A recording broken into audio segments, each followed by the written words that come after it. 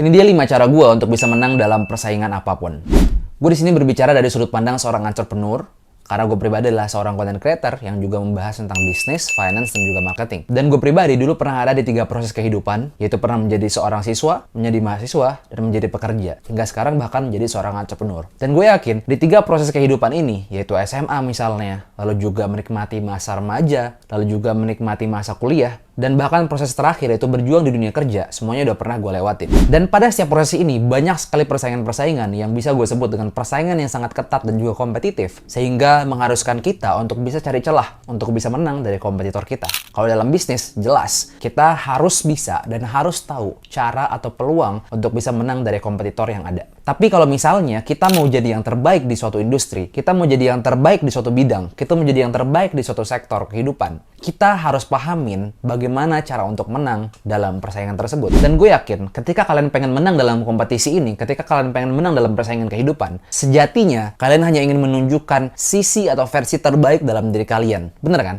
Karena gue yakin banget kalau misalnya kita mau nunjukin versi terbaik dari diri kita, itu akan sekalian juga untuk membawa kita menjadi seorang pemenang dalam kehidupan ini atau dalam persaingan yang ada. So, jangan salahkan rasa ambisius yang ada dalam diri kalian. Kalau memang rasa ambisius itu menyala dalam diri kalian, biarkan dia menyala dan jadikan itu menjadi semangat yang lebih untuk kalian bisa menang dalam persaingan. Ini adalah pandangan pribadi gue yang dimana dulu banyak orang yang merasa bersaing dengan gue dan ingin menang dari gue. Tapi karena mereka mungkin belum memiliki hal-hal yang gue sampaikan ini, jadi banyak dari mereka yang malah gagal untuk bisa menang dalam persaingan ini. Entah mungkin dalam dunia kerja, entah mungkin dalam bisnis, atau entah mungkin dalam perkuliahan, atau entah mungkin dalam proses pembelajaran sebagai seorang siswa dan mahasiswa. So, biar nggak lama, kita langsung aja masuk ke poin yang pertama. Kenali diri sendiri dengan sangat mendalam. Gue punya kutipan yang bagus banget, yang dimana bunyinya adalah, kenali dirimu dan musuhmu, maka dalam 100 pertempuran kau tidak akan terancam kalah. So, kalau misalnya kita paham dan kenal dengan diri kita secara mendalam, kita tahu nih, apa kelebihan yang kita punya. Kita tahu potensi yang benar-benar bisa kita unlock dalam diri kita. Kita pasti akan bisa menjadi yang terbaik dengan versinya kita.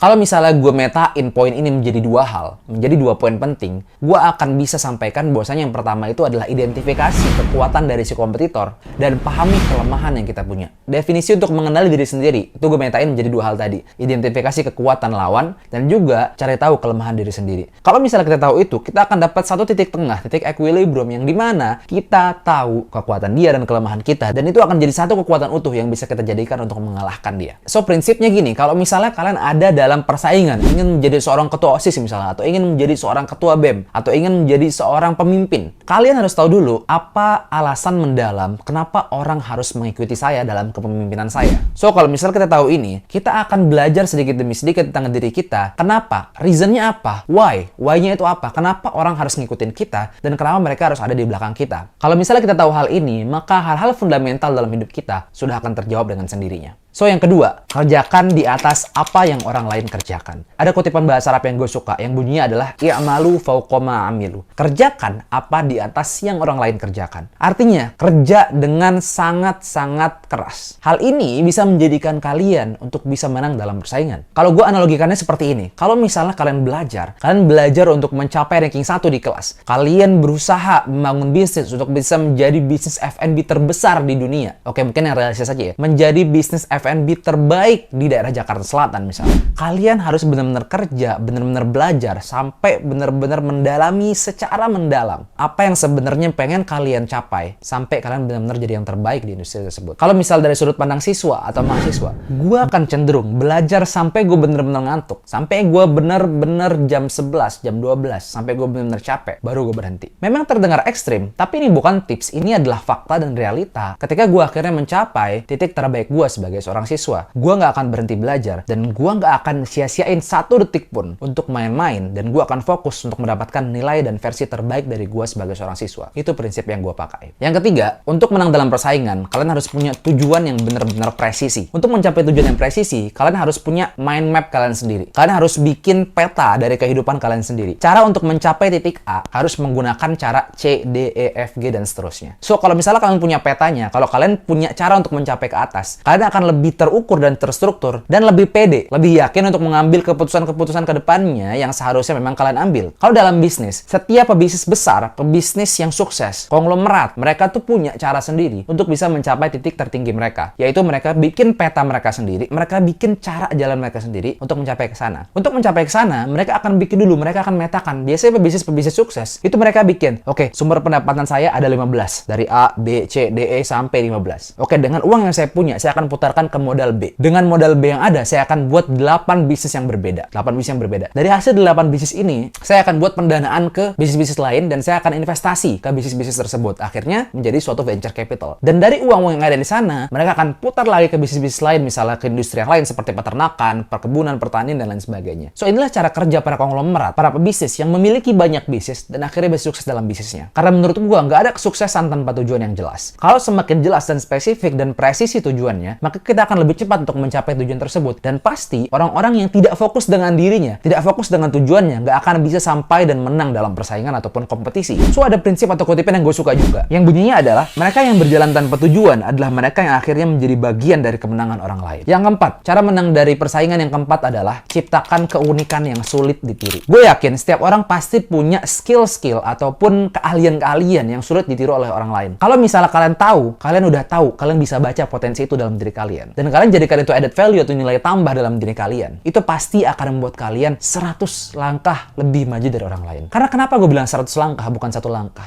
Karena kalau misalnya keunikan yang sulit ditiru ini udah muncul ke permukaan, orang udah tahu keunikan ini dalam diri kalian, dan ini sulit ditiru oleh orang lain atau kompetitor kalian atau pesaing kalian akan cenderung lebih ngedown lah biasanya. Akan cenderung lebih ngerasa kayak, gila, dia ternyata sehebat itu ya. Gila, dia ternyata punya keunikan yang bener-bener nggak bisa gue tiru. Gila, ternyata dia bener-bener niat untuk ngelakuin ini. Orang akan cenderung berpikir seperti itu. Dengan keahlian ini, dengan keunikan ini, kita bisa menang dan kita bisa menunjukkan bahwasanya kita nggak cuma main-main, kita juga bisa punya keahlian yang bisa mengalahkan banyak kompetisi-kompetisi di sana atau banyak persaingan-persaingan di sana. Karena sejatinya orang itu nggak melihat siapa yang terbaik, tapi orang akan melihat siapa yang berbeda. Yang kelima, tetaplah menjadi orang yang kreatif, yang berinovasi, dan mau menjalin aliansi dan hubungan dengan siapapun. Ini case-nya bukan dalam bisnis aja, ataupun bukan dalam ranah sebagai seorang siswa aja, tapi mungkin sebagai seorang mahasiswa yang sedang berorganisasi, atau kalian yang sedang menjalani kehidupan dalam pekerjaan, dan memiliki beberapa saingan ataupun kompetitor, ataupun orang-orang yang bersaing dengan kalian sekarang. Ketika kalian menjalin hubungan dengan lebih banyak orang, kalian, gue jamin, akan lebih kuat, akan lebih pasti dalam mengambil langkah-langkah ke depan. Karena dengan